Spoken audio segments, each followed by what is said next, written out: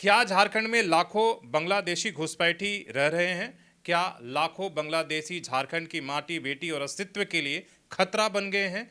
क्योंकि एक झारखंड में बांग्लादेशी पकड़ा गया है और उसे जो है जो बीजेपी के प्रतिपक्ष के पूर्व नेता हैं विधानसभा के अमर बावरी, उन्होंने ट्वीट करके ये जानकारी साझा किया है।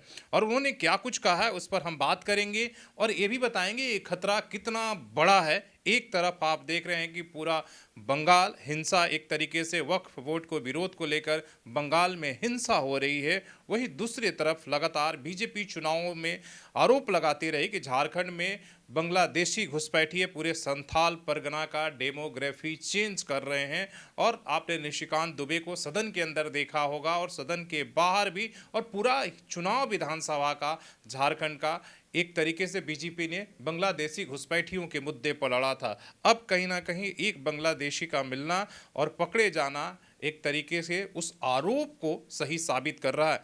अमर कुमारी बावरी ये ट्वीट करते हैं और जानकारी दिया है कि यह वही भयावह स्थिति है जिसका अंदेशा था, अब वो हकीकत बन रही है। खतरा लगातार बढ़ रहा है, सतर्क रहना बहुत जरूरी है।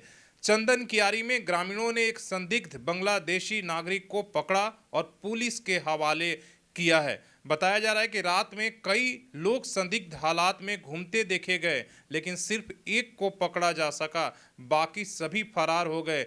चिकित्सा दौरान के उसने खुद को ढाका का निवासी बताया। यह केवल एक घटना नहीं बल्कि हमारी माटी, बेटी, रोटी के अस्तित्व पर सीधा हमला है। चंदन कियारी ही नहीं, पूरा झारखंड आज खतरे की जद में है। अब चुप रहने का समय नहीं है, ये झारखंड की अस्मिता की लड़ाई है। हम अपनों के सम्मान से समझौता नहीं करेंगे। भारतीय जनता पार्टी इस चुनौती के खिलाफ हर मोर्चे पर डटी है, ये अमर कुमार बावरी कह रहे हैं। और उन्होंने इसके साथ ही फोटो और जो हॉस्पिटल का एक पर्ची है, स्वास्थ्य एवं परिवार कल्याण विभाग झारखंड सरकार, चंदन कियारी, उसका उन्होंने यहाँ पर शामिल किया है, जिसमें ढाका लिखा हुआ है, बांग्लादेश लिखा हुआ है और व्यक्ति का जो नाम है मशरूम बिला कुछ ऐसे करके यहाँ पर ये नाम लिखा हुआ है। उसके साथ उन्होंने एक फ़ोटो भी साझा किया है।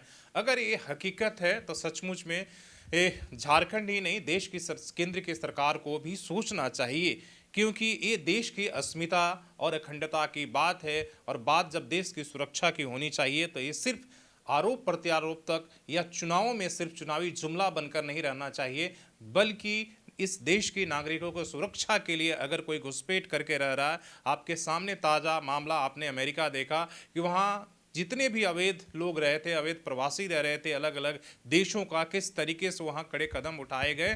तो हमें लगता है कि भारत को भी ज़रूरत है वो राजनीति से ऊपर उठकर, आरोप प्रत्यारोप से ऊपर उठकर, वो बंगाल के अंदर हो या झारखंड के अंदर हो, आसाम के अंदर हो, जहाँ भी अगर ऐसे घुसपैठिए रह रहे हैं, जैसे चुनावों में सुनने में आता है कि देखिए ये तो बांग्लादेशी है, ये तो रोहिंग्या है, ये सिर्फ आरोप तक नहीं होनी चाहिए। अगर इसके सबूत मिलना है तो झारखंड सरकार और केंद्र को दोनों को मिलकर काम करना चाहिए, क्योंकि ये देश की कहीं ना कहीं सुरक्षा के लिए खतरा माना जाना चाहिए, न कि सिर्फ चुनाव में इसकी जुमलाबाजी होनी चाहिए। आप इस खबर को किस तरीके से देख रहे हैं?